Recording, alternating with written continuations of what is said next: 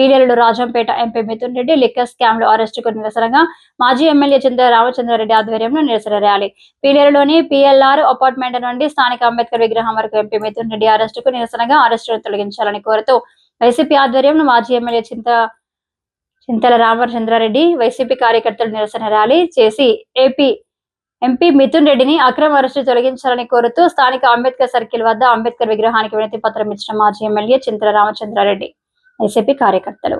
అక్రమ కేసులను ఎత్తివేయాలంటూ నినాదాలు చేసిన వైసీపీ కార్యకర్తలు జై జగన్ అంటూ నినాదాలు. మేమంతా ఎంపీ మిథున్ రెడ్డి వెంటే ఉంటామని, రెడ్ బుక్ రాజ్యాంగం తొలగించాలంటూ కార్యకర్తలు నిరసన తెలియజేశారు.